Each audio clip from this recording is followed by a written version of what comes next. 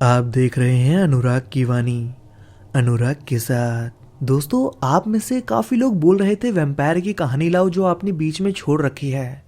तो आज मैंने उस कहानी को कंप्लीट कर दिया है। मैंने दोनों पार्ट को एक साथ डाल दिया है ताकि जो नए व्यूअर्स हैं उन्हें कोई दिक्कत ना हो। और अगर आपने इसका पहला भाग सुन रखा है तो स्क्रीन पर दिखाई दिए गए टाइम पर जाकर आप इस कहानी के आगे का भाग सुन सकते हैं। और अगर आप पहली बार इस कहानी को सुन रहे हैं तो इस कहानी को शुरू से लेकर अंत तक सुनिएगा। तो बिना समय बर्बाद किए कहानी को शुरू करते हैं। तो हेडफोन्स लगाइए और इस कहानी को अपनी आंखों के सामने इमेजिन करके सुनिएगा। आज की कहानी है वैम्पायर अटैक। इसको लिखा है अनिरुद्ध परमार ने और आवाज दी है अनुराग मौर्य ने।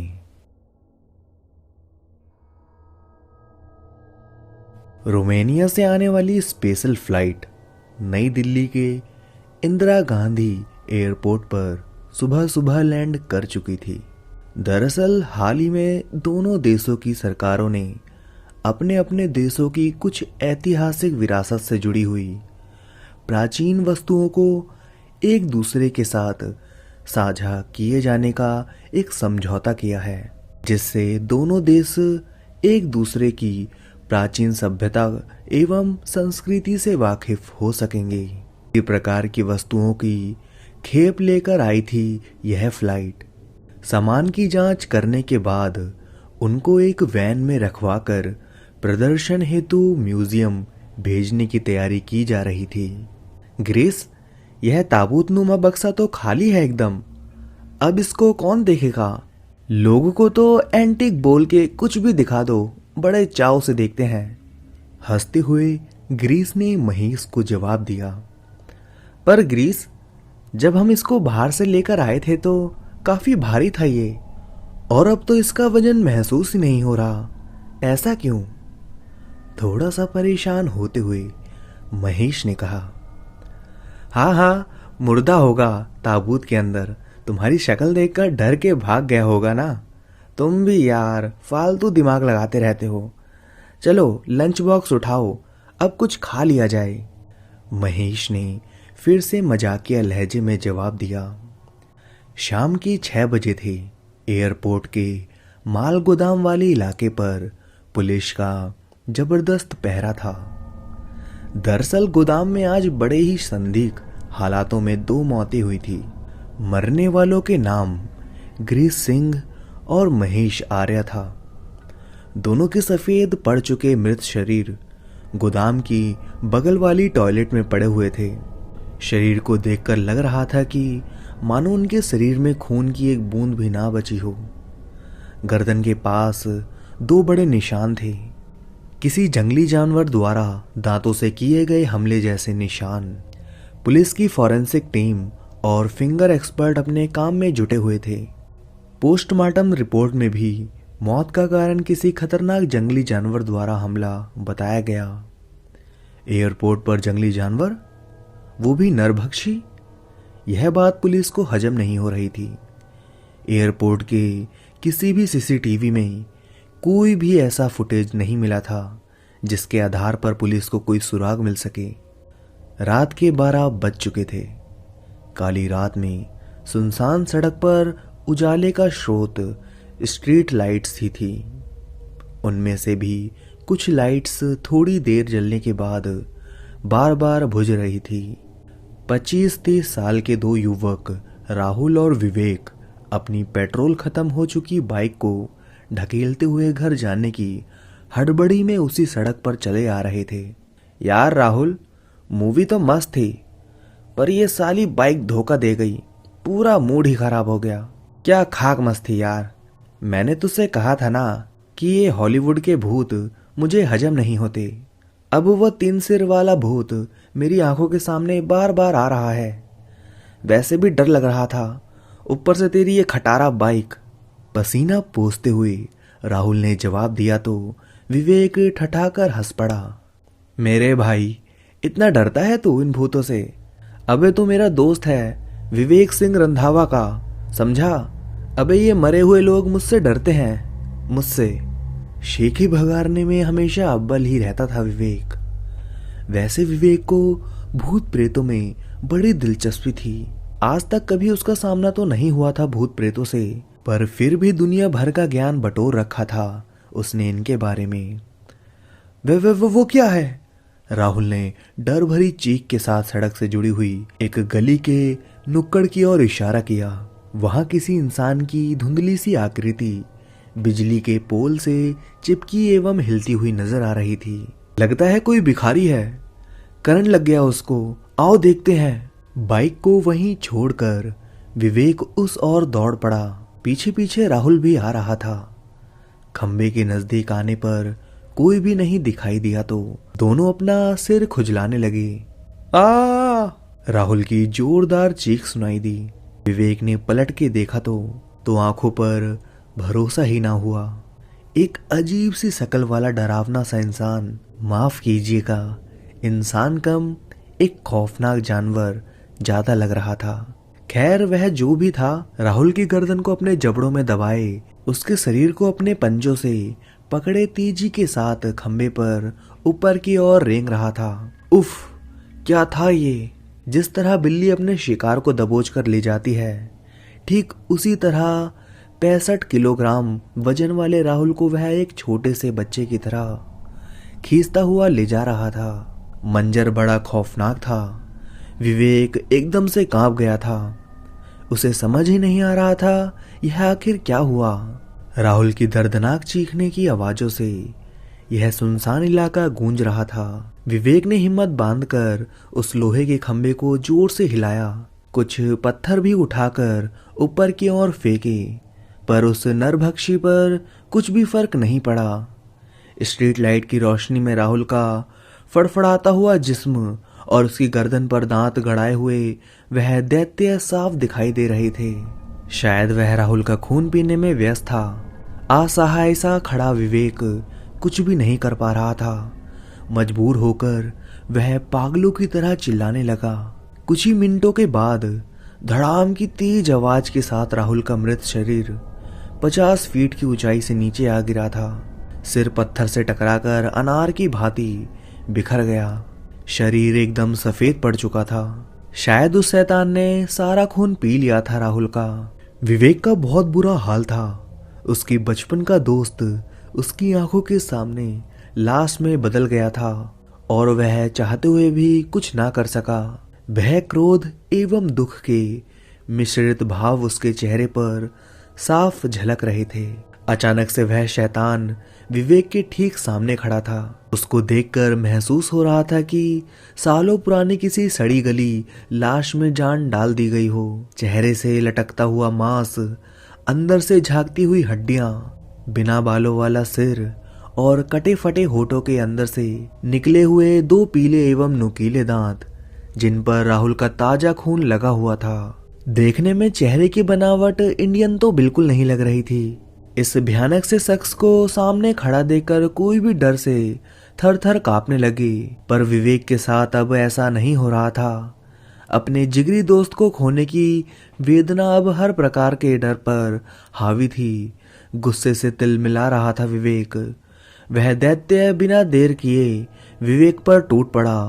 अपने नुकीले दांतों से उसकी गर्दन को नोच देना चाहता था वह, पर विवेक भी पहले से तैयार था। पास रखे हुए नुकीले पत्थर को अपना हथियार बनाते हुए उसने भी मुंह तोड़ जवाब दिया। अचानक से हुए इस हमले की कल्पना उस शैतान ने भी नहीं की होगी। उसका एक दांत टूटकर नीचे गिर पड़ा था। मुंह से डरावनी आवाज निकालते हुए उसने अपने पैर से जोरदार ठोकर विवेक को मारी। गजब की ताकत थी उसकी ठोकर में। विवेक किसी गेंद की तरह लुढ़कता हुआ दूर जा गिरा। उठने की काफी कोशिश के बाद भी वह ना उठ सका। विवेक के शरीर की सारी मांसपेशियां ही इस ठोकर से चमरा उठी थी। वह शैतान अब विवेक पर टूटकर उसे फाड़ डालने ही वाला था कि धाए धाए की गोलियों की बौछार उसके शरीर से आर पार हो गई। पुलिस की एंट्री बिल्कुल सही समय पर हुई थी। पुलिस कर्मियों ने मौके की नजाकत को समझते हुए चेतावनी देने से अच्छा विकल्प सीधे शूट करना ही समझा। गोलियां शरीर से पार होने के बाद भी वह शैतान नष्ट नहीं हुआ, बस थोड़ा सा विचलित होने के साथ साथ धक्के के साथ नीचे गिर पड़ा। पुलिस की टीम उसके पास पहुंची। उससे पहले ही उस शैतान ने खड़े होकर एक तेज छलांग लगाई और कई मीटर दूर जाकर गिरा। फिर दूसरी कुछ छलांगों में मकानों की छतों पर से कूदते हुए तुरंत ही आंखों से ओझल हो गया। Oh my God, what is this? भरोसा नहीं हो रहा। पुलिस इंस्पेक्टर की आंखें आश्चर्य से फटी जा रही थी। कुछ पुलिस कर्मियों ने सहारा देकर विवेक को उठाया। लड़खड़ाता हुआ विवेक अपने दोस्त के लहूलुहान मित्र शरीर के पास जा पहुंचा और फूट फूट के रोने लगा। अब तक आसपास के घरों से निकलकर काफी लोग इकट्ठा हो चुके थे। उनमें से ही एक बुजुर्ग ने इस घटना को होते हुए अपनी खिड़की से देखा था और पुलिस को फोन भी किया था। इंस्पेक्टर हरजीत सिंह विवेक को सांत्वना दे रहे थे। उन्होंने बताया कि यह आज की पहली घटना नहीं है। इस तरह का पहला केस एयरपोर्ट पर देखने को मिला। उसके बाद अब तक शहर में 10 लोगों की इसी प्रकार निर्मल हत्या हो चुकी है। इंस्पेक्टर साहब काफी चिंतित थे, क्योंकि हत्यारा कोई साधारण इंसान नहीं, एक भयानक नरभक्षी था जिसकी ताकत के बारे में भी किसी को कोई अंदाजा ना था। सर, यह कोई नरभक्षी दैत्य या साधारण भूत प्रेत नहीं, यह तो वैम्पायर है, एक खतरनाक वैम्पायर। विवेक ने आंसुओं को पोंछते हुए इंस्पेक्टर को बताया। वैम्पायर? यह क्या बला है यार, थोड़ा डिटेल में बताओ। इंस्पेक्टर साहब के लिए यह मुसीबत एकदम नई थी। सर, अभी तक किस्से कहानियों में ही पढ़ा था, पर यह सच में होते हैं आज पहली बार पता चला। इनसे जुड़ी हुई दंत कथाओं में कई यूरोपियन देशों में इनके अस्तित्व का दावा किया जाता रहा है। मौत के बाद शरीर को तांत्रिक क्रियाओं द्वारा पुनः जीवित किया जाता था। जीवित होने पर यह जिंदा लाशें वैम्पायर का रूप ले लेती है। कई शैतानी शक्तियों के स्वामी होते हैं ये वैम्पायर। लोगों के शरीर से निकले ताजा खून को पीकर और अधिक शक्तिशाली बनते जाते हैं। उसके बाद तो इनके द्वारा किसी व्यक्ति का खून पी लेने से उसकी मौत नहीं होती है, बल्कि वह खुद भी एक वैम्पायर बन जाता है। सर, इस वैम्पायर की शारीरिक स्थिति बता रही थी कि यह अभी जागृत हुआ है, इसलिए कुछ कमजोर है, पर अगर इसको जल्दी नहीं रोका गया तो फिर यह अपार शक्तियां एकत्रित कर लेगा। सर, इसने मेरे भाई जैसे दोस्त को भी मेरी आंखों के सामने तड़पा तड़पा के मार डाला, पर मैं इसको नहीं छोड़ूंगा, चाहे कुछ भी हो जाए, भले ही मेरी जान क्यों ना चली जाए। पर आज से इस शैतान को फिर से मुर्दा बनाना मेरे जीवन का एकमात्र लक्ष्य रहेगा। वैम्पायर के बारे में बताते बताते विवेक भावुक हो चुका था। उसकी आंखों में तैरते आंसुओं के बीच में दहकते हुए प्रतिशोध के अंगारे साफ देखे जा सकते थे। इंस्पेक्टर हरजीत सिंह के साथ साथ वहां खड़े हुए सभी लोग इस शहर में अचानक से आई इस डरावनी मुसीबत को लेकर काफी चिंतित थे। अगले 3 दिन शहर के लिए खौफ भरे थे। चांदनी चौक से लेकर बसंत विहार तक हर इलाके में लोगों की निर्ममता के साथ हत्याएं होती जा रही थी। पुलिस के साथ इन 3 दिनों में इस वैम्पायर की कई मुठभेड़ हुई, पर इसका अंजाम कई पुलिस वालों को अपनी जान देकर चुकाना पड़ा। यह खूनी वैम्पायर दिन प्रतिदिन और अधिक शक्तिशाली एवं भयंकर होता चला जा रहा था। डर के मारे लोगों ने घरों से निकलना ही बंद कर दिया था। इंस्पेक्टर हरजीत सिंह के नेतृत्व में अत्याधुनिक हथियारों से लैस एक स्पेशल टास्क फोर्स का गठन किया गया। इसका एकमात्र उद्देश्य इस वैम्पायर को नष्ट करना था। आखिरकार रात के ठीक 12:30 बजे एक सुनसान गली में अपने शिकार की तलाश में घात लगाए उस दरिंदे को पुलिस ने घेर लिया था। इस बार पुलिस फोर्स पूरी तैयारी के साथ आई थी। वैम्पायर को हमला करने का मौका ही नहीं दिया गया। रॉकेट लॉन्चर के धमाके ने उसके जिस्म को कई मीटर दूर फेंक दिया।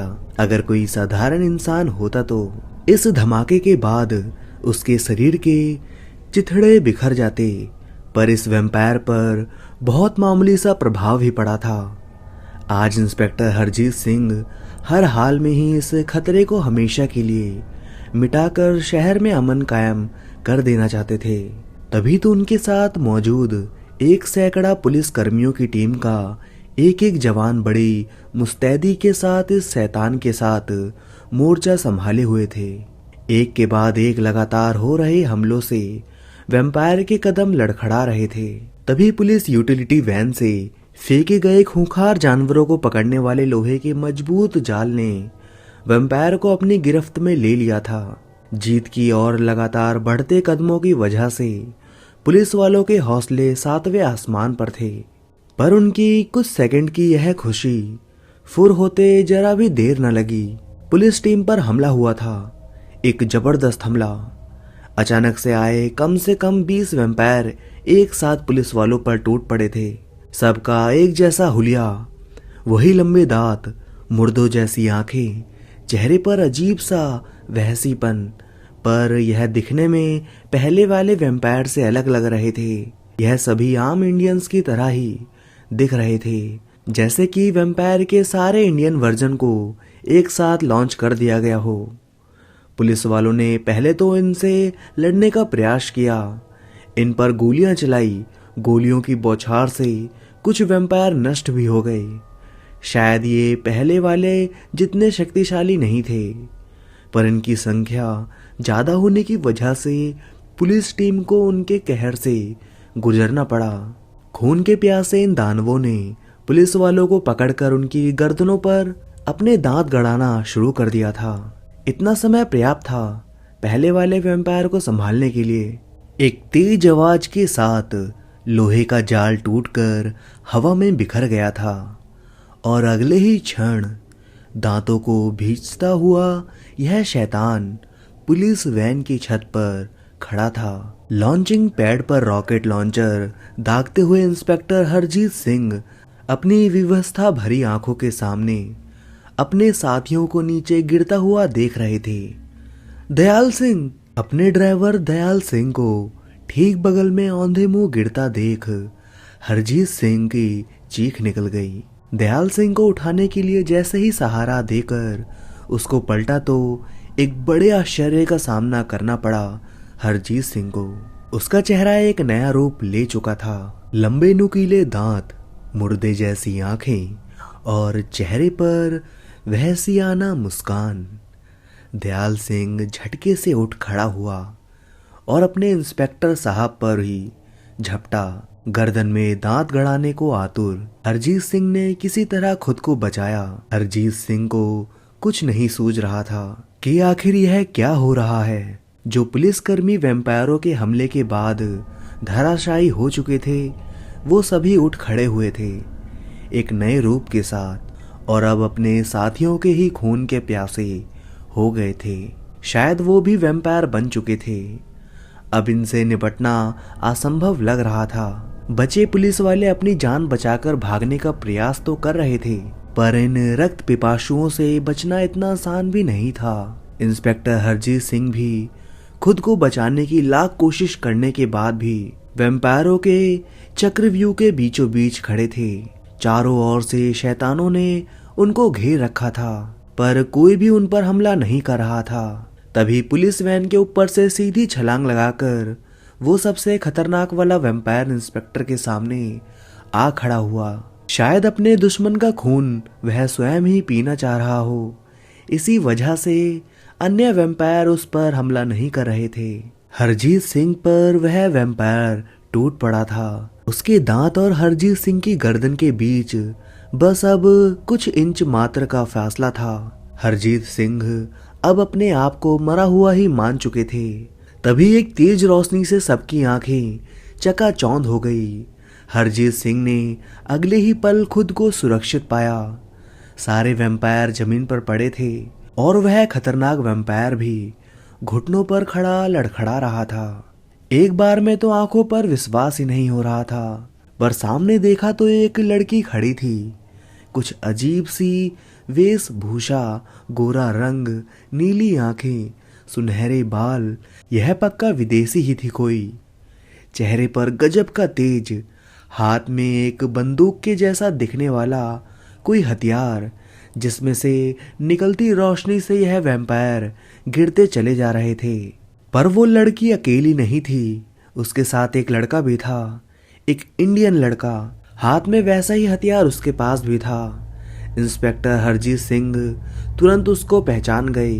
बचने की हर उम्मीद छोड़ चुके हरजीत सिंह के मुंह से खुशी और विस्मय से मिश्रित तेज आवाज निकली, विवेक तुम? यह दो लोग सारे वैम्पायर पर भारी पड़ रहे थे। इनके हथियारों से निकल रहे प्रकाश के घेरे में आते ही वैम्पायर चीख चीख कर नीचे गिरते जा रहे थे। इस अजीब से प्रकाश की खास बात यह थी कि इसका असर सिर्फ वैम्पायरों पर ही हो रहा था। आम पुलिस वालों एवं अन्य लोगों को इससे कोई नुकसान नहीं हो रहा था। उस पुराने वाले वैम्पायर ने लड़की के हाथ से हथियार झपटने की नाकाम कोशिश की।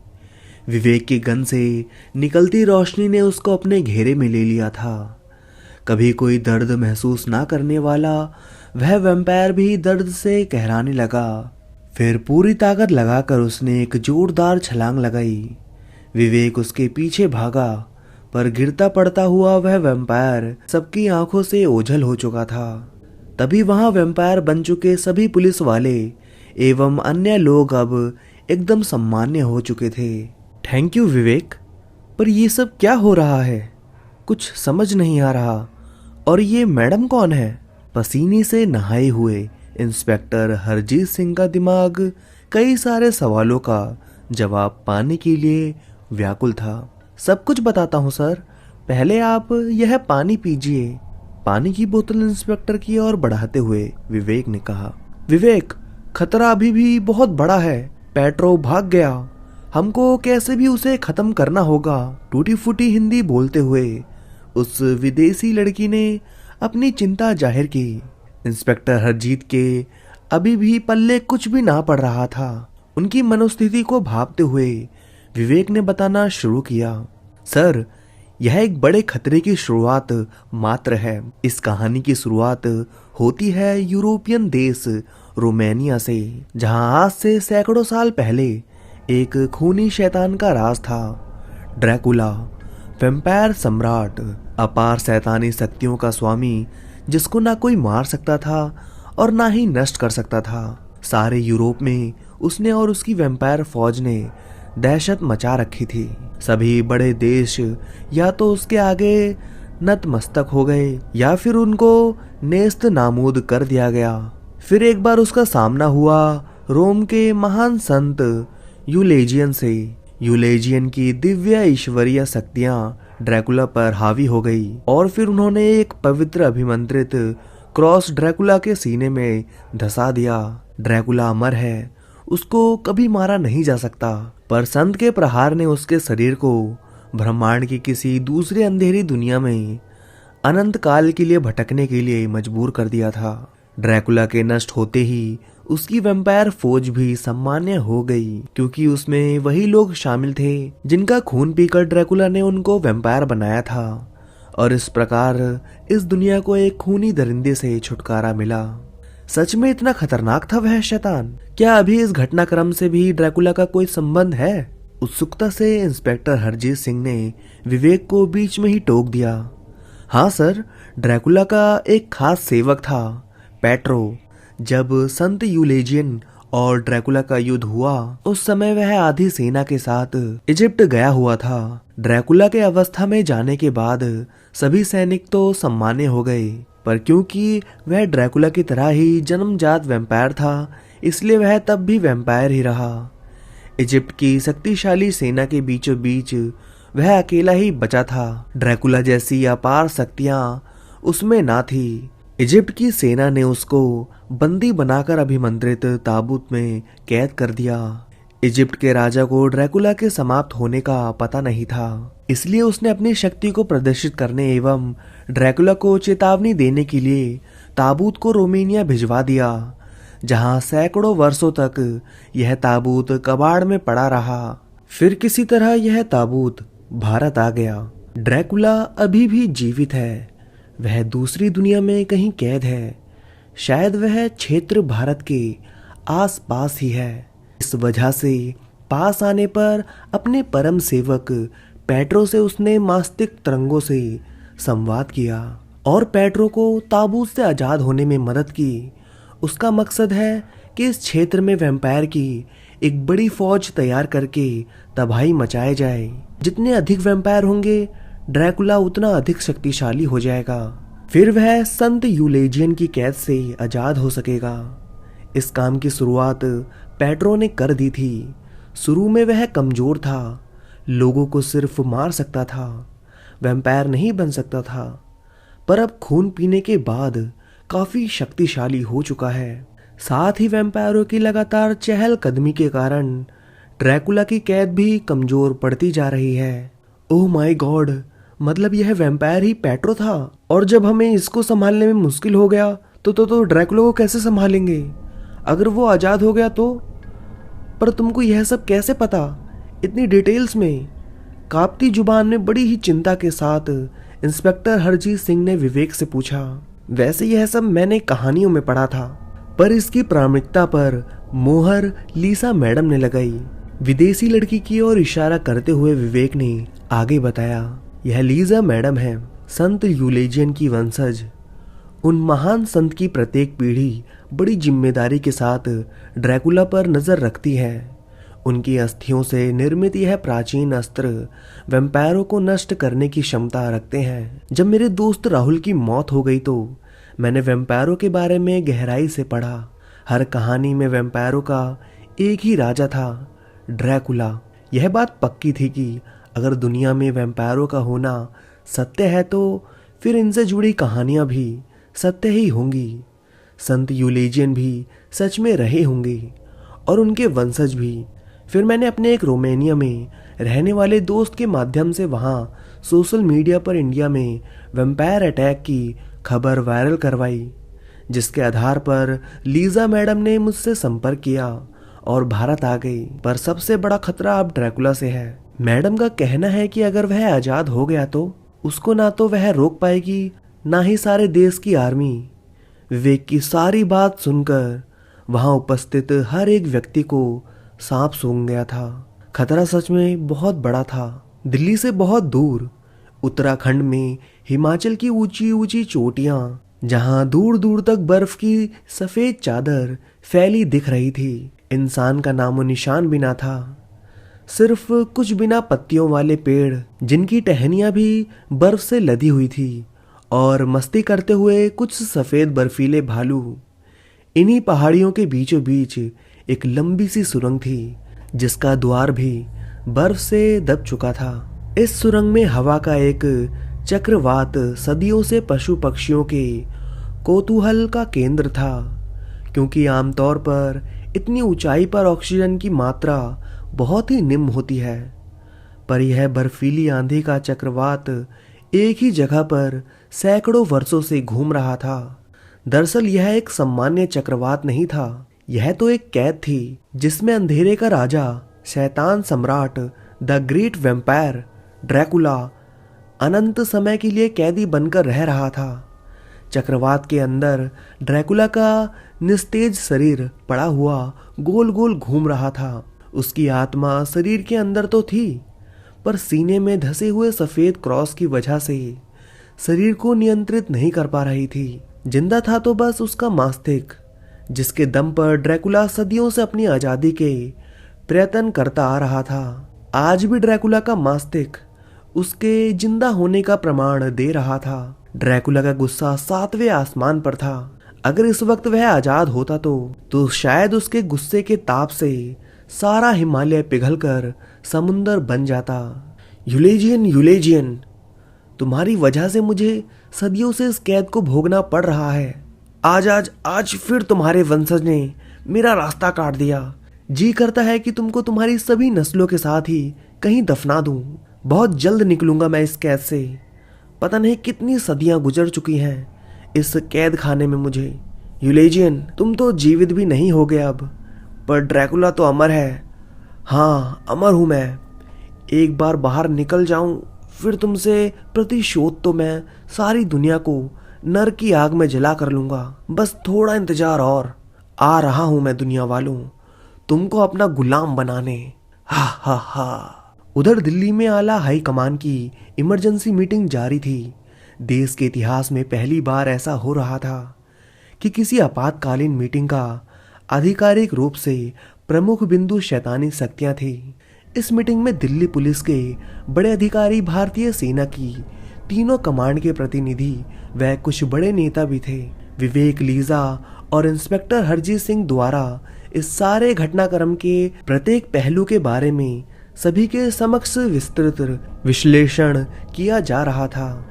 पिछले कुछ दिनों में देश की राजधानी में जो घटनाएं हुई, सरकार ने उसको बड़ी गंभीरता से लिया था। यही कारण था कि सरकार सिर्फ किस्से कहानियों की काल्पनिक खलनायक ड्रैकुला को इंसानियत के लिए आने वाला बड़ा खतरा घोषित करके उसे रोकने की रणनीति तैयार करने लगी थी।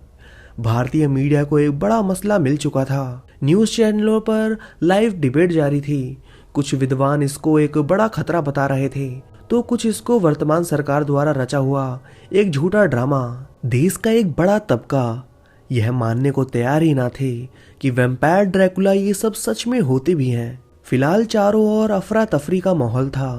अफवाहों का बाजार भी एकदम गर्म था। जिस ड्रैकुला के अस्तित्व पर अभी भी प्रश्न चिन्ह लगा हुआ था, जिस ड्रैकुला के होने का भी कोई प्रमाण शेष ना था, उसके आने की संभावना ने ही हर तरफ खलबली मचा दी थी।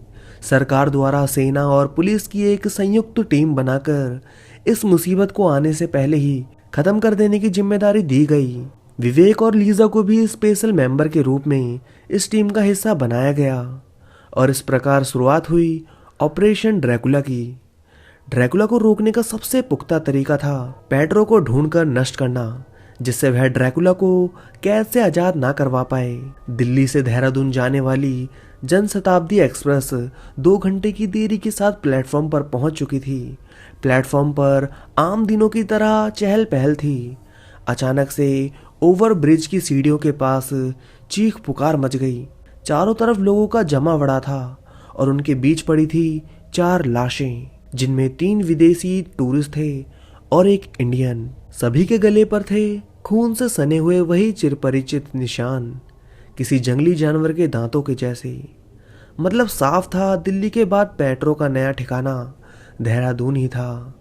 लीजा से टकराकर कमजोर होने के बाद पेट्रो एक बार फिर से अपनी शक्तियों को बढ़ा रहा था। जल्द से जल्द वह अपने मालिक ड्रैकुला को आजाद देखना चाहता था। पेट्रो के देहरादून में सक्रिय होने की जानकारी दिल्ली तक पहुंचने में अधिक समय नहीं लगा। सरकार इस मुद्दे के साथ बहुत ही संवेदनशीलता के साथ निपट रही थी। तभी तो सारे देहरादून में तुरंत ही कर्फ्यू लगाने का आदेश जारी कर दिया गया। सुनसान सड़कों पर पुलिस की आवाजाही बढ़ गई थी। किसी अनजान खतरे से आशंकित डरे सहमे से लोग अपने घरों में कैद थे। ऑपरेशन ड्रैकुला को अंजाम देने के लिए स्पेशल टास्क फॉर्स भी देहरादून के लिए रवाना कर दी गई।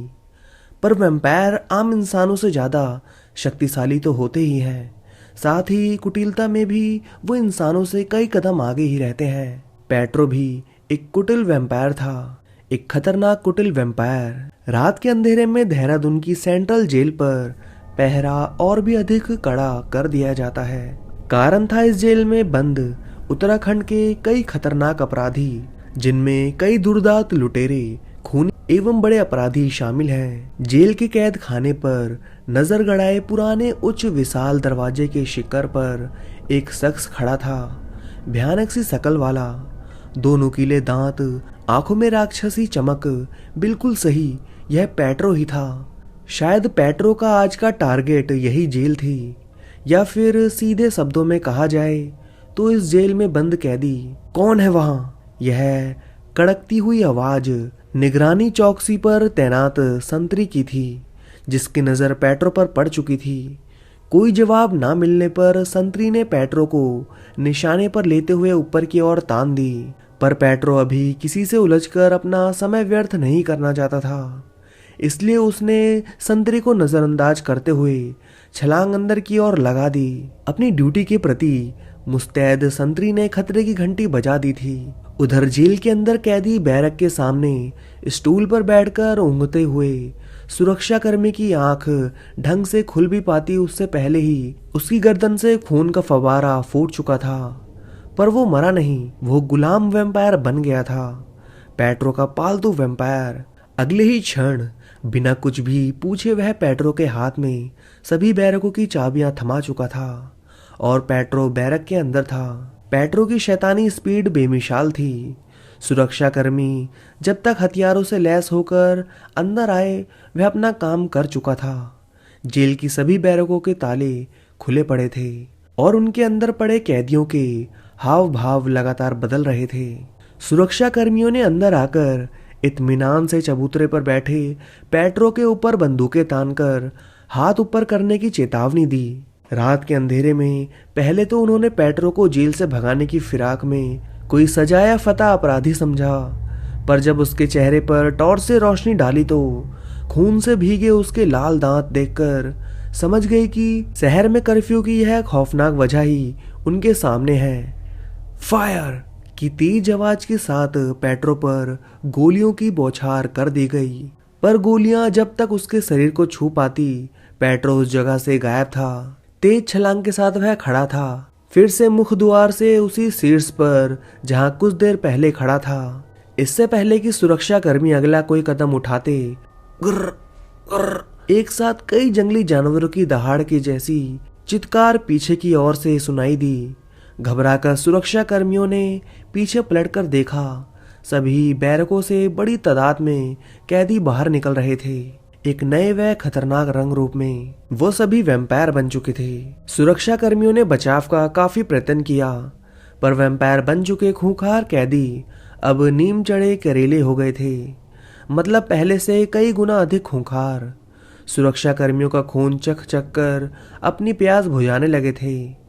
जान बचाकर भागे एक सुरक्षाकर्मी ने वायरलेस पर अपने उच्च अधिकारियों को जेल पर वैम्पायर अटैक की सूचना दी, पर तब तक जेल का मेन गेट तोड़कर लगभग 1 सैकड़ा वैम्पायर कैदी बाहर आ चुके थे। अंदर पड़ी थी कई सुरक्षाकर्मियों की रक्त से भीगी हुई लाशें। वो वैम्पायर नहीं बने थे, क्योंकि हाल ही में बने वैम्पायर में इतनी शक्ति नहीं होती कि वो दूसरों को वैम्पायर बना सके। यह शक्ति पेट्रो जैसे खतरनाक और पुराने वैम्पायरों में ही होती है। कुछ ही देर में सेंट्रल जेल छावनी बन चुकी थी। भारी पुलिस बल यहाँ मौजूद था, पर अब क्या हो सकता था। पेट्रो तो अपनी सेना तैयार कर ही चुका था, और वह भी एक खूंखार सेना। यह वैम्पायर सेना सारे शहर में फैलकर सरेआम तबाही मचाने लगी। शहर का सारा पुलिस फोर्स इनको रोकने में लगा दिया गया, पर ये वैम्पायर ना तो पुलिस की वर्दी से डर रहे थे और ना ही गोलियों की बौछार से। शहर के आम लोग अब घरों में भी सुरक्षित ना थे। दरवाजे तोड़कर ये वैम्पायर घरों के अंदर लोगों को शिकार बनाने में लगे थे। आज की रात देहरादून शहर के लिए बहुत भारी पड़ रही थी। दिल्ली से स्पेशल टास्क फोर्स 3 निजी विमानों के सहारे देहरादून आ चुके थे।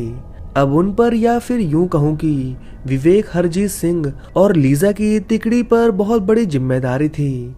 लीजा अपने साथ रोमानिया से आते वक्त 2 वैम्पायर किलर गन लेकर आई थी, जिसमें से उसने एक विवेक को दे दी थी। इन्हीं गन्स के सहारे यह दोनों देहरादून के एक बड़े शॉपिंग मॉल के बाहर तोड़फ समूह से भिड़ गए। उनके बैकअप के लिए टास्क फोर्स की टीम भी साथ थी। विवेक की ओर पीछे से बढ़ते हुए एक वैम्पायर पर लीजा ने अपनी गन से निशाना साधा। गन से निकली हुई रोशनी से नहा गया था वैम्पायर, पर यह क्या, जिस रोशनी के प्रभाव से कुछ सेकंड में ही वैम्पायर का नाश हो सकता था। लगातार उसकी रोशनी झेलने के बावजूद भी उस वैम्पायर का कुछ भी ना बिगड़ा था। ठीक यही विवेक के साथ भी हुआ। उसकी गन से निकली रोशनी से भी वैम्पायर का बाल बांका भी नहीं हो रहा था। अचंभे में डूबे हुए विवेक और लीजा दोनों ही घिर चुके थे। लीजा और विवेक की ओर बढ़ते वैम्पायर को रोकने के लिए हरजीत सिंह अपने दल समेत खड़े थे। इस स्पेशल टास्क फोर्स की प्राथमिकता थी कि ऐसे सिविलियन जो वैम्पायर बन गए हैं उन पर जानलेवा हमला ना किया जाए। इस बात को ध्यान में रखते हुए इस टीम ने इन वैम्पायरों पर स्टॉक प्लेट गन से हमला किया। स्टॉक प्लेट गन आम प्लेट गन से अधिक प्रभावी होती है।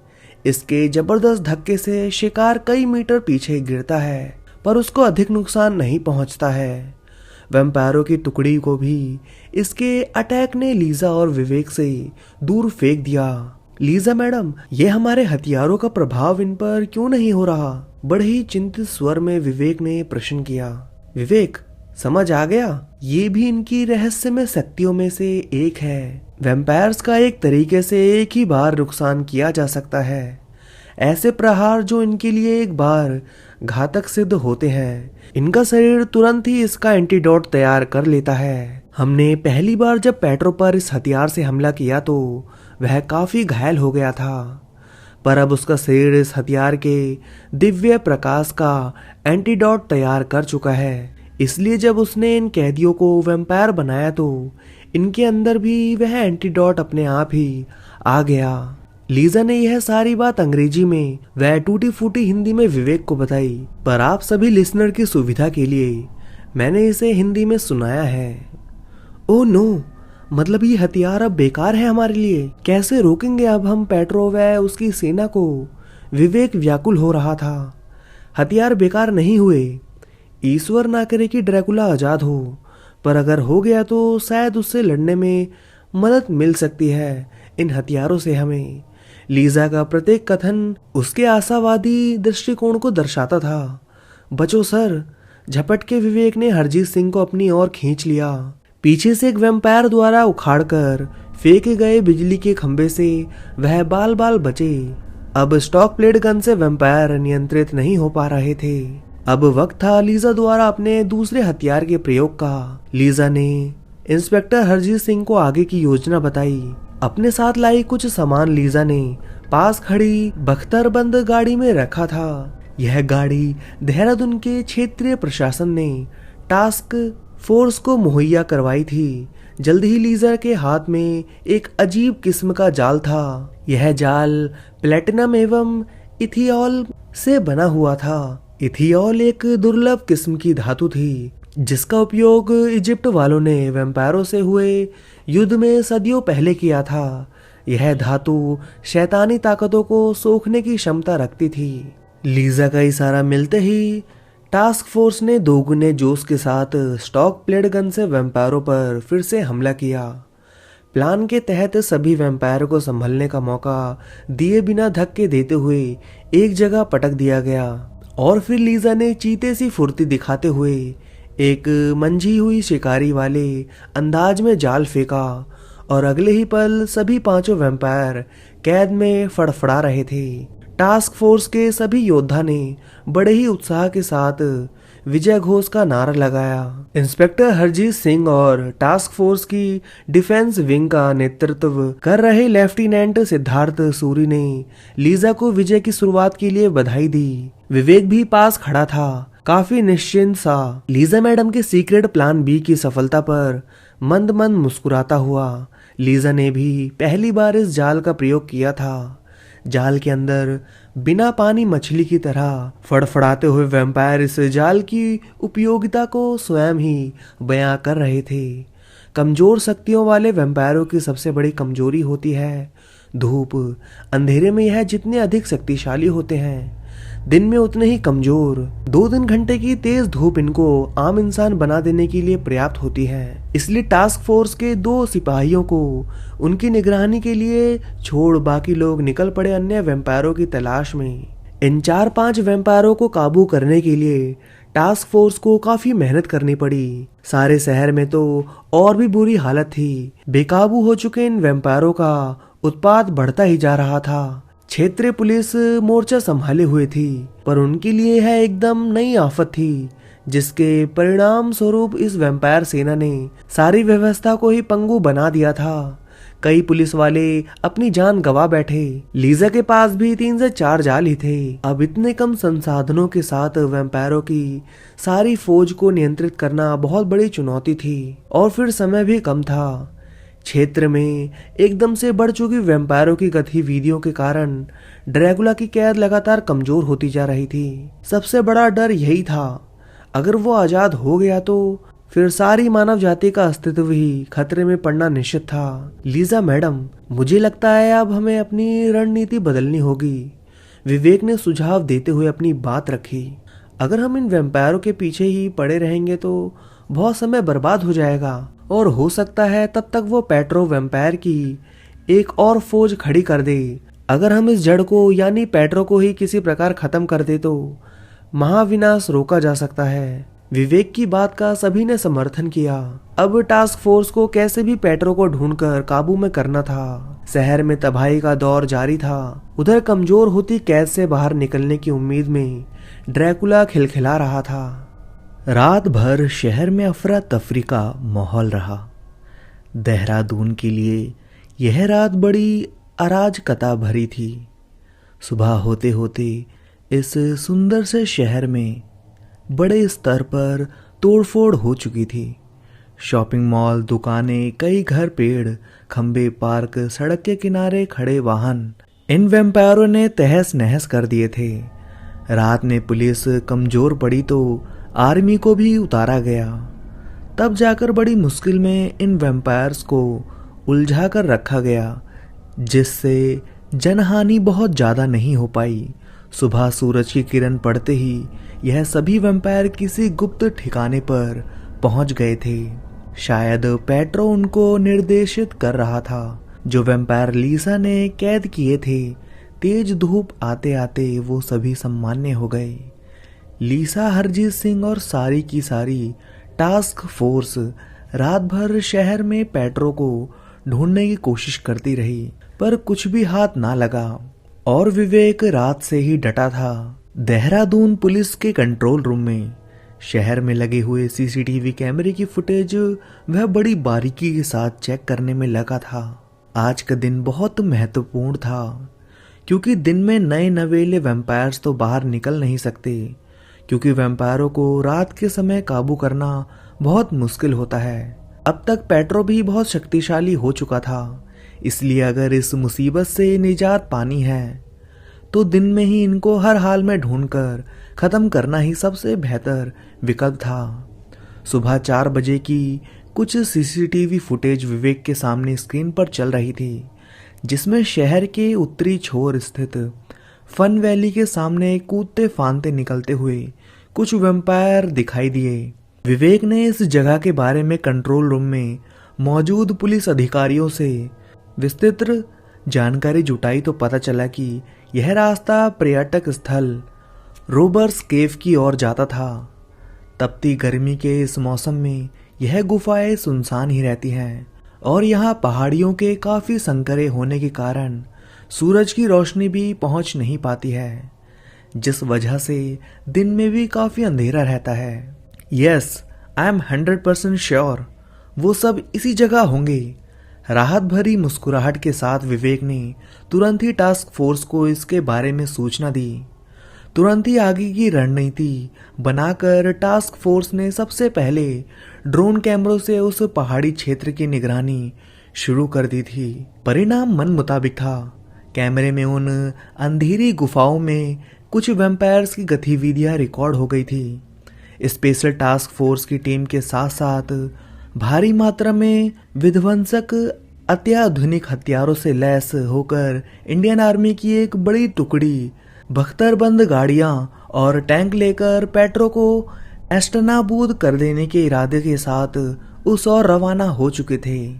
जल्दी ही वैम्पायर्स और इंसानों के मध्य एक निर्णायक जंग की शुरुआत होने जा रही थी, क्योंकि पेट्रो को खत्म करना अब बहुत ही आवश्यक हो गया था। इन सब घटनाओं का सजीव प्रसारण शैतान सम्राट ड्रैकुला देख तो नहीं पा रहा था, पर अपनी शैतानी इंद्रियों की मदद से वह इस घटनाक्रम को महसूस जरूर कर रहा था। ड्रैकुला के निर्जीव जैसे पड़े शरीर में अब थोड़ी थोड़ी हरकत होने लगी थी।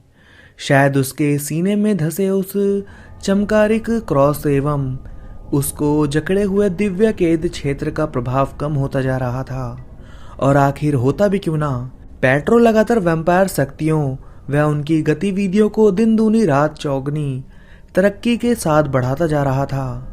अभी तक पुलिस व आर्मी का निर्णय था कि किसी भी इंसानी वैम्पायर पर जानलेवा हमला नहीं किया जाएगा, पर अब मौके की नजाकत को देखते हुए कुछ लोगों को बचाने के लिए सारी दुनिया के बेकसूरों को खतरे में डालना उचित नहीं था। इसलिए अब वैम्पायरों पर किया जाने वाले इस हमले का उद्देश्य पेट्रो को खत्म करना था। फिर यदि बीच में कोई भी इंसान वैम्पायर आ जाए तो इसको भी ध्वस्त कर देने का निर्णय फोर्स को लेना पड़ा। दोपहर के 3 बज चुके थे। रॉबर्ट्स हिल के चप्पे चप्पे पर मोर्चा संभाले हुए जवान तैनात थे। पहाड़ियों को चारों ओर से घेरे हुए टैंक्स और आसमान में मंडराते फाइटर प्लेन बस हमला किए जाने का आदेश पाने का इंतजार कर रहे थे। अगर वैम्पायर की जगह पर अन्य अपराधी होते तो उनको पहले हथियार डालकर बाहर आने की कड़ी चेतावनी दी जाती, उसके बाद आगे की कोई कार्रवाई की जाती। पर ये तो वैम्पायर्स थे, इनको थोड़ा भी समय देने का मतलब था खुद पर भारी नुकसान करवाना। लेफ्टिनेंट सिद्धार्थ सूरी ने वायरलेस पर अपनी आर्मी विंग को आदेश दिया, commando ready to attack now, 3, 2, 1 attack. सारा क्षेत्र धमाकों की गूंज से कांप उठा। फाइटर प्लेन गुफाओं में बम बरसा रहे थे तो टैंक्स भीषण आग उगल रहे थे। चारों ओर आग ही आग नजर आने लगी। बाहर अपनी टीम को गाइड करते हुए हरजीत सिंह भी वैम्पायर्स की प्रतिक्रिया का इंतजार करते हुए पूरी तैयारी के साथ मुस्तैद खड़े थे। चारों तरफ से होते लगातार हमलों के बावजूद अंदर से किसी प्रतिक्रिया का ना आना टास्क फोर्स को आशंकित कर रहा था। कहीं इन वक्त पर इन वैम्पायर्स ने अपना ठिकाना तो नहीं बदल लिया, क्योंकि अगर सच में ऐसा हुआ तो सारी मेहनत जायज चली जाएगी। पर इन सभी कयासों को तुरंत ही विराम मिल गया। वैम्पायर्स की प्रतिक्रिया हुई, ऐसी जबरदस्त प्रतिक्रिया हुई जिसकी उम्मीद किसी ने नहीं की थी। पहाड़ियों के आसपास मंडराकर बम बरसा रहे फाइटर्स प्लेनों की ओर नीचे से एक साथ बहुत भारी भरकम चट्टानें उछाली गई। अगले ही पल एक साथ 4 प्लेन इन चट्टानों से टकराकर ध्वस्त हो गए। अच्छी बात यह रही कि प्लेन के जमीन पर गिरने से पहले ही इनके पायलट पैराशूट की मदद से अपनी जान बचाने में सफल हो गए। इंडियन आर्मी के टैंकों ने लगातार विस्फोट कर करके पहाड़ियों को तोड़ दिया था, जिससे अधिकांश सुरंगें इन पहाड़ियों के मलबे से बंद हो चुकी थी। तभी अचानक से एक सुरंग के मुहाने पर रखा छोटे बड़े पत्थरों का ढेर हिला और उस ढेर को हवा में तीतर भीतर करता हुआ एक शख्स गोली की स्पीड से बाहर निकला। यह पेट्रो था, जो अब आमने सामने की लड़ाई लड़ने के पूरे मूड में नजर आ रहा था। पेट्रो के बाहर निकलते ही पहाड़ियों पर गोले दागते टैंक्स की नाल की भी दिशा बदल चुकी थी। बचे हुए फाइटर प्लेन हो या फिर पिछले काफी समय से अपनी गन्स के साथ घात लगाकर बैठे आर्मी के सैनिक या पुलिसकर्मी, सभी का टारगेट अब सिर्फ एक ही था, पेट्रो। इससे पहले कि पेट्रो पर अटैक किया जाता, पहाड़ियों की ओर से बाहर निकलते बहुत से लोग दिखाई दिए। बाहर के माहौल को समझकर अपने हाथों को आत्मसमर्पण की मुद्रा में ऊपर उठाए हुए धीमे धीमे आगे बढ़ते हुए सबकी नजर और गन्स की दिशा दोनों ही कुछ देर के लिए उस ओर घूम गई। पर ये सभी वैम्पायर तो नहीं थे, ये तो आम इंसान थे, निर्दोष आम इंसान।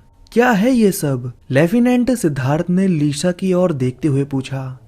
ये वैम्पायर्स तो नहीं है, लगता है सभी वैम्पायर्स नॉर्मल हो गए। पर अपने आप तो कभी नहीं होता ऐसा तो सिर्फ तभी हो सकता है जब कोई दूसरा बड़ा वैम्पायर इनकी शैतानी शक्ति को सोख ले। मतलब ओह नो। लीसा की बात का मतलब लेफ्टिनेंट सिद्धार्थ तो ढंग से नहीं समझ पाए थे, पर विवेक और इंस्पेक्टर हरजीत सिंह बखूबी समझ चुके थे। पर किसी को इतना समय नहीं मिला कि वह दूसरों को कुछ भी समझा सकें। पेट्रो ने बड़ा दाव खेला था। जमीन से कई फीट ऊपर हवा में खड़े पेट्रो के दोनों हाथ आसमान की ओर थे और आसमान से आती हुई काली आंधी के बवंडर जैसा कुछ लगातार उसके हाथों में समा रहा था। सारा इलाका गोलियों बमों के धमाकों की आवाजों से एक बार फिर गूंज उठा। पर इससे पहले कि बंदूक से निकली गोलियां, फाइटर प्लेन से गिरे बम, रॉकेट लॉन्चर से दागे गए रॉकेट और टैंक से निकले गोले पेट्रो के शरीर से टकराकर उसको आजमाते। काली हवा के उस तेज बवंडर ने पहले से अधिक विकराल रूप धारण करके पास की पहाड़ी को अपने कब्जे में ले लिया। और यह क्या, सभी गोलियां, सभी बम अपना रास्ता बदलकर उस चक्रवात की ओर खींचते चले गए। अचानक से हुए इस टर्निंग पॉइंट से वहां मौजूद हर शख्स अवाक रह गया। एक बार फिर से बंदूकों का टिगर दबा, पर गोलियां निकलने से पहले ही सैनिकों के हाथ से बंदूकें छूटकर हवा में तैरती हुई उस रहस्यमय बवंडर की ओर बढ़ने लगी। ये क्या, सिर्फ बंदूकें ही नहीं, वहां मौजूद बड़े बड़े टैंक्स और फाइटर प्लेन भी गेंद की भांति उछलकर कुछ ही सेकंड में उस बवंडर में समा गए। ओह नो, वहां मौजूद प्रत्येक इंसान के मुंह से बस यही दो शब्द निकले, वैम्पायर किस कदर खतरनाक हो सकते हैं। सभी को इस बात का प्रत्यक्ष प्रमाण इस अद्भुत घटना को देखकर मिल चुका था। विवेक ने अपनी वैम्पायर्स नॉलेज का उपयोग करते हुए स्थिति को स्पष्ट करते हुए बताया, पेट्रो ने सभी नए बने वैम्पायर्स की काली शक्तियों को सोख लिया है, क्योंकि दिन के उजाले में वो सभी वैम्पायर्स अधिक देर नहीं टिक सकते। और अपनी जबरदस्त काली शक्तियों का प्रयोग करके उसने ये मैग्नेटिक फील्ड वाला बवंडर बना डाला, जो प्रत्येक लोहे से बनी हुई चीज को अपनी ओर खींच रहा है, लीसा ने विवेक के कथन की सत्यता की पुष्टि करते हुए आगे बताया, और बिना हथियारों के हम सब मिलकर भी इसका कुछ नहीं बिगाड़ सकते। पेट्रो अब हमारी उम्मीद से भी ज्यादा विध्वंसक हो चुका है। सच में बहुत ही विध्वंसक हो चुका था पेट्रो। तभी तो उसने अपने हाथ के एक इशारे से ही पहाड़ों पर मौजूद बड़े बड़े पत्थरों को हवा में खड़ा कर दिया था, और फिर उंगली हिलाकर किए गए दूसरे इशारे ने बड़ी मात्रा में इन पत्थरों को बहुत ही तेज गति में अपने दुश्मनों की ओर फेंक दिया था। बचने की लाख कोशिश करने के बावजूद साक्षात मौत के स्वरूप इन पत्थरों की चपेट में आ गए थे कई पुलिस और आर्मी वाले, और कई डरे सहमे आम इंसान जो कुछ देर पहले तक वैम्पायर बने हुए थे। अगले ही पल पत्थरों की बारिश से बड़े ही निर्मल तरीके से कुचलती हुई वर्दी वाले कई रक्त रंजित शरीर यहाँ वहां बिखरे हुए थे। अपने साथियों को इस हाल में देखकर इंस्पेक्टर हरजीत सिंह, लेफ्टिनेंट सिद्धार्थ बदहवास से खड़े थे। कल्पना भी नहीं की थी उन्होंने कि सिर्फ एक वैम्पायर कुछ ही पलों में इस तरह तबाही मचा देगा। अपने साथियों को खोने के बाद लाचारी की जिस पराकाष्ठा को ये दोनों महसूस कर रहे थे, कुछ दिन पहले वही सब विवेक भी महसूस कर रहा था। अपने अजीज मित्र को खोने के बाद विवेक, जो किसी अपने को खोने के दर्द से गुजर चुका था, पूरी कोशिश करने में लगा था कि अब और कोई इस दर्द से ना गुजरे। तभी तो वह लीजा के साथ मिलकर जीवित बचे आम नागरिकों को वहां से सुरक्षित निकालने में लगा हुआ था। पर शायद पेट्रो वहां से किसी को भी जीवित नहीं जाने देना चाहता था। तभी तो उसका अगला शिकार अब विवेक ही था। उसकी उंगली से हुए इशारे को समझकर एक पत्थर अपना स्वरूप बदल रहा था। ये क्या, अभी कुछ देर पहले तो जो पत्थर था अब तलवार बन चुका था। एक नुकीली धार वाली लंबी सी तलवार जो पेट्रो के इशारे पर विवेक के जिस्म को लहूलुहान कर देने के लिए उसकी ओर बढ़ रही थी। विवेक इस बात से अनजान था।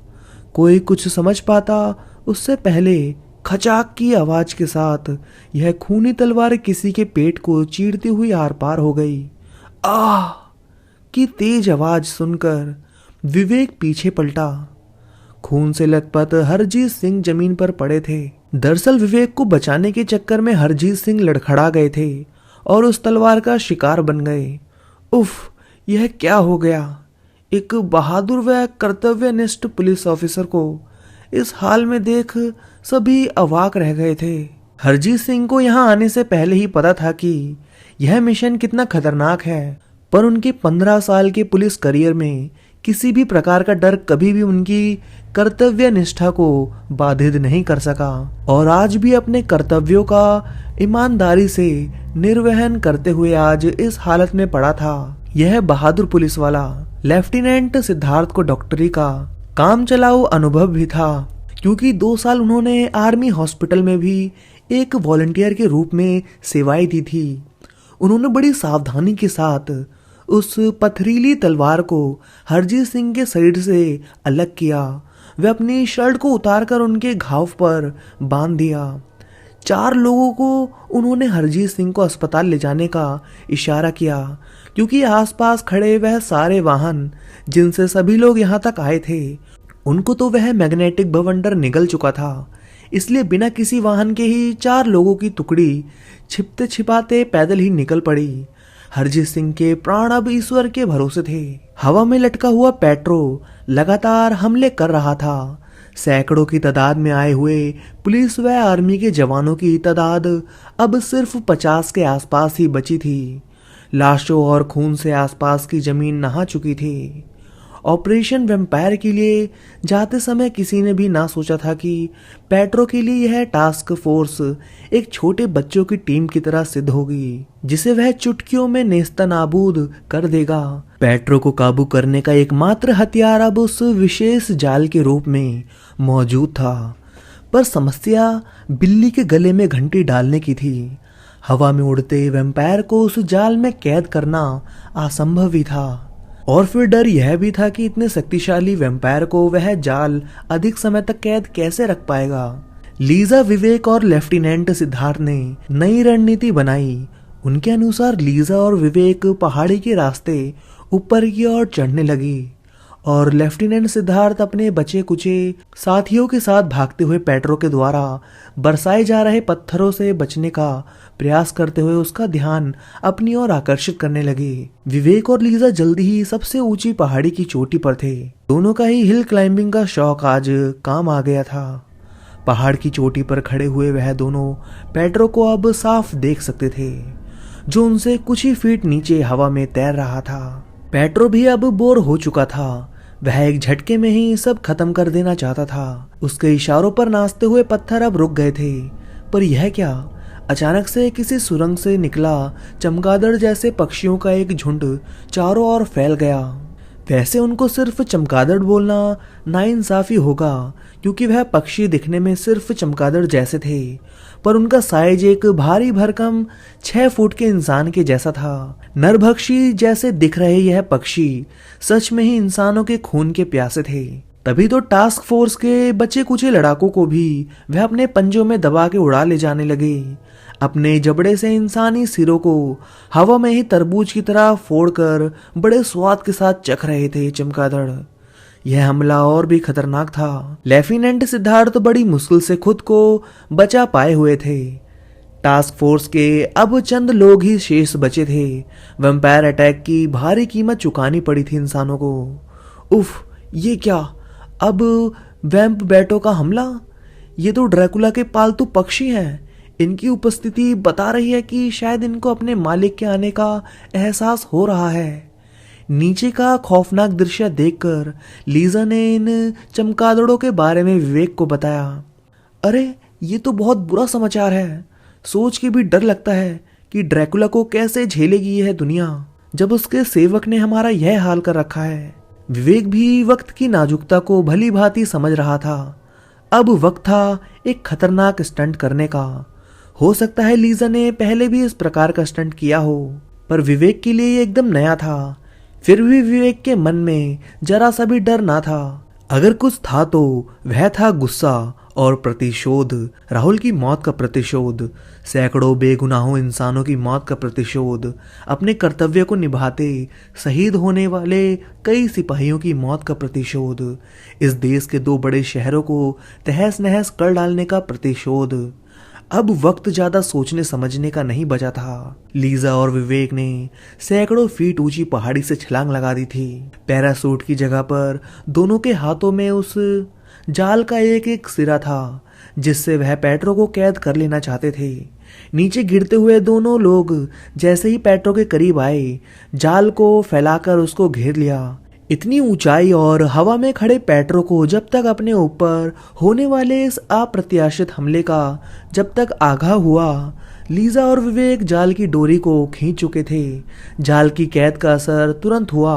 पेट्रो की शक्तियां कुछ हद तक क्षीण हो चुकी थी। अब लीजा और विवेक के साथ साथ जाल में कैद हुआ पेट्रो भी तेजी के साथ नीचे गिरकर जमीन से टकराने वाला था। सैकड़ों फीट ऊपर से जमीन की ओर गिर रहे लीजा और विवेक अगर इसी गति से जमीन से टकराते तो उनकी हड्डियों का कुचुम्बड़ बन जाना तय था। पर वह पूर्व नियोजित योजना के तहत नीचे कूदे थे, इसलिए उनके कंधों से लटक रहे बैग अब खुल चुके थे और झटके के साथ उनमें से निकलकर आए पैरासूट की वजह से वह हवा में लहराने लगे।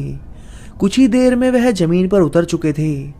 उस अद्भुत जाल में कैद पेट्रो बाहर निकलने के लिए छटपटा रहा था। इस कैद में यकीनन पेट्रो अपनी शक्तियों का अधिक प्रयोग नहीं कर पा रहा था, पर उसके जाल को तोड़ देने के भरकस प्रयत्नों को देखकर लग रहा था कि यह कैद भी पेट्रो जैसे महाशक्तिशाली वैम्पायर को अधिक देर तक कैद नहीं कर पाएगी। उधर वो राक्षसी चमगादड़ भी अपने नए शिकारों की तलाश में आसमान में फड़फड़ा रहे थे। विवेक, मेरी बात ध्यान से सुनो। लीजा ने विवेक को अपने पास बुलाया। लीजा इस समय काफी गंभीर और शांत लग रही थी। विवेक, मेरे पास अब ज्यादा वक्त नहीं है। पीढ़ियों से हमारे वंश का एक ही उद्देश्य रहा है, इन वैम्पायरों से इंसानियत को बचाना। अब वक्त आ गया है। मैं अपना जीवन अपने उद्देश्य की पूर्ति के लिए समर्पित कर रही हूँ। लीजा का दमकता हुआ तेजस्वी चेहरा बता रहा था कि कोई बड़ा फैसला उसने ले लिया है और उस फैसले को सुनने के लिए विवेक उत्सुक था। उधर लेफ्टिनेंट सिद्धार्थ अपने बचे हुए साथियों के साथ चट्टानों एवं गुफाओं की ओट में चमगादड़ों के साथ लुका छुपी खेलते हुए उनका ध्यान भंग करने में जुटे थे। लीजा ने अपनी बात जारी रखी। हम यूलेजियन वंश के हैं। हमारी खासियत यह है कि हमें कोई भी वैम्पायर गर्दन में दांत गड़ाकर वैम्पायर नहीं बना सकता। यदि किसी भी वैम्पायर ने ऐसा किया तो हमारे रक्त में मौजूद एंटीडोट उस वैम्पायर के लिए जहर का काम करेगा और वह तुरंत ही गलकर नष्ट हो जाएगा। परंतु यदि वह वैम्पायर बहुत प्राचीन एवं शक्तिशाली है तो उसको गलाने के लिए हमारा सारा रक्त प्रयुक्त हो जाएगा। फलस्वरूप हमारा जीवन भी समाप्त हो जाएगा। वैम्पायर्स को यह आभास हमें देखते ही हो जाता है, इसलिए वह कभी भी हम पर इस प्रकार का हमला नहीं करते हैं। आज इस दुनिया को बचाने के लिए मुझे किसी भी प्रकार से इस पेट्रो को मजबूर करना हो, मुझे दांतों से काटने के लिए यही एक रास्ता है बस। लीजा का निर्णय सुनकर विवेक चौंक गया था। मैडम, मैं तो अपने दोस्त का बदला लेने के लिए इस युद्ध में शामिल हुआ था। मेरा तो स्वार्थ था, पर आप तो दूसरे देश से हैं, तब भी आप दुनिया को बचाने के लिए अपने प्राणों की आहुति देने का फैसला कर चुके हैं। मैडम, आपकी जरूरत इस दुनिया को आगे भी रहेगी। आप समर्थ हैं इनसे लड़ने के लिए और मैं इस जंगल में मेरा योगदान ना के बराबर रहा। मैं एक साधारण इंसान हूँ, मेरे ना होने से फर्क नहीं पड़ता। आप कुछ ऐसा करिए कि आपकी जगह मेरी जान देकर इस दैत्य का अंत हो सके। विवेक की बात सुनकर लीजा मंद मंद मुस्कुरा उठी और फिर कुछ रहस्यमय बातें उसने विवेक को बताई। विवेक, हर इंसान की अपनी नियति होती है। जीवन की प्रत्येक घटना हमारी नियति पर आधारित होती है। साधारण शब्दों में कहे तो हमारे जीवन में छोटी से छोटी घटना भी पहले से निर्धारित होती है। तुम्हारा इस जंग में शामिल होना, मेरा मिलना, सब कुछ पहले से निर्धारित था। मेरा ज्योतिष ज्ञान मुझे आगाह कर रहा है कि यदि मैं पेट्रो को नष्ट करने में कामयाब हो गई, तब भी एक बड़ा खतरा कुछ समय बाद दोबारा सिर उठाएगा। हो सकता है कि वो ड्रैकुला हो, और अब उस खतरे से दुनिया को तुम ही बचाओगे। विवेक, तुम्हारी नियति इस बात का इशारा कर रही है। तुम साधारण इंसान नहीं हो। आने वाला वक्त तुम्हें इस बात का एहसास बहुत जल्द करा देगा। चलो अब ये बातें छोड़ो, हमारे पास अपने काम को अंजाम देने के लिए बहुत कम समय है। भौचक्का सा विवेक समझ ही नहीं पा रहा था कि लीजा ने जो कहा है क्या वह सच है, पर उसके पास विश्वास करने के सिवाय और कोई दूसरा चारा भी ना था। लीजा ने आगे की योजना विवेक को बताई, जिसका अनुसरण करते हुए विवेक आगे बढ़ा। वैम्पायर सम्राट ड्रैकुला के शरीर से अचानक ही वह क्रॉस एक झटके के साथ निकल गया। क्रॉस निकलते ही उसका शरीर धीमे धीमे से जागृत होने लगा। यह अत्यंत अशुभ घड़ी थी। ड्रैकुला के कहर से दुनिया सिर्फ दो वजहों से सुरक्षित थी। एक तो उसके सीने में धसा हुआ वह अभिमंत्रित क्रॉस जिसने ड्रैकुला के शरीर को सदियों से सुप्त अवस्था में डाल रखा था, और दूसरी वजह थी तिलस्मी चक्रवात की वह कैद जिसने ड्रैकुला के शरीर को अपने अंदर समेट रखा था। आज ड्रैकुला एक लंबी नींद से उठ चुका था। शैतानी नजरों से उसने सबसे पहले अपने शरीर को निहारा। सदियों से निष्क्रिय उसका जिस्म आज भी पूरी तरह सुरक्षित था। यह देखकर वह हंस पड़ा। शैतान सम्राट ड्रैकुला गर्दन को 360 डिग्री घुमा लेने के बाद एक जोरदार अंगड़ाई ली उसने, और फिर चक्रवात की इस कैद से बाहर निकलने के लिए अपना दाहिना पैर जैसे ही आगे बढ़ाया, उस चक्रवाती कैद से टकराकर निकली तेज रोशनी ने चीखने को मजबूर कर दिया ड्रैकुला को। वैम्पायर बनने के पहले बार मेरे अमृत प्राप्त शरीर को दर्द का एहसास हुआ, वह भी मस्तिष्क को झकझोर कर देने वाला दर्द। कैसी अजीब कैद है ये। पर मेरी रक्त पीने की तीव्र इच्छा मुझे अधिक समय तक इस कैद में नहीं रोक सकती, क्योंकि अब मैं जाग चुका हूँ। मैं इस कैद को तोड़ दूंगा बहुत जल्दी। उसके बाद बनाऊंगा इस पूरी दुनिया को अपना गुलाम। होश में आ चुका ड्रैकुला इस दुनिया में आने के लिए बेताब था, और उधर लेफ्टिनेंट सिद्धार्थ एक नरभक्षी चमगादड़ के चंगुल में आ चुके थे। सिद्धार्थ पर झपटा मार के अपने पंजों में जकड़ लेने के बाद ये वैम्प बैट आसमान की ओर उड़ान भर चुका था। चित्कार करता हुआ पेट्रो लगातार कमजोर होते जा रहे जाल को तोड़ देने पर आमादा था। विवेक ने पास जाकर उस पर पत्थरों से हमला कर दिया। पत्थरों की मार से मजबूत चमड़ी वाले पेट्रो का कोई नुकसान तो नहीं हो रहा था, पर लगातार पत्थरों की मार से वह झुंझला पड़ा। पर इस जाल के अंदर फिलहाल वह अपनी ऐसी किसी शैतानी शक्ति का प्रयोग नहीं कर पा रहा था जिससे दूर से ही विवेक पर हमला कर सके। पेट्रो बुरी तरह से चिढ़ गया था। अगर गलती से भी विवेक उसके पास आ जाता तो यकीनन वह जाल में कैद होने के बाद भी विवेक को अपने पंजों से ही नोच डालता। कुछ सेकंड्स के लिए विवेक पेट्रो की नजरों से ओझल हो गया। लीजा पास में ही कटीले पेड़ों के तनों से कोई पदार्थ निकाल के एकत्रित कर रही थी। यह लिजा पदार्थ गोंद था जो बबूल एवं अन्य जंगली वृक्षों पर आसानी से मिल जाता है। इस गोंद को बैग से बोतल निकालकर उन्होंने पानी के साथ घोल लिया, और फिर बोतल को अपने हाथों से पकड़कर पीछे छिपाते हुए विवेक एक बार फिर पेट्रो के पास खड़ा था।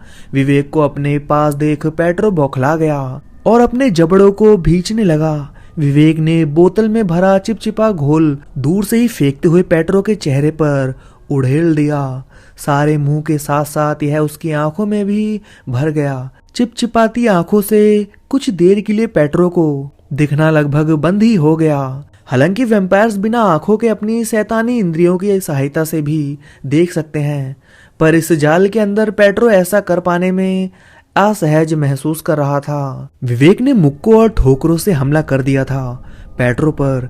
देखने में तो यह बेवकूफ़ी भरा निर्णय था, क्योंकि एक शक्तिशाली वैम्पायर को आप इस तरह कभी नुकसान नहीं पहुंचा सकते, पर विवेक के इस निर्णय के पीछे वजह कुछ और ही थी। क्रोध से चिंगाड़ता हुआ पेट्रो के पंजों में एक गर्दन आ गई थी। बिना देर किए उसने अपनी खूनी दांतों से उस गर्दन को भींच लिया। टपकता हुआ ताजा रक्त बता रहा था कि पेट्रो ने आज फिर किसी का काम तमाम कर दिया। पर यह क्या? पेट्रो अचानक से बहुत बुरी तरह से तड़पने लगा था। उसके साथ क्या हुआ है वह अब भली भांति समझ चुका था। चीखता तड़पता पेट्रो का शरीर अचानक से धुएं में बदलता जा रहा था। जी हाँ, पेट्रो खत्म हो रहा था।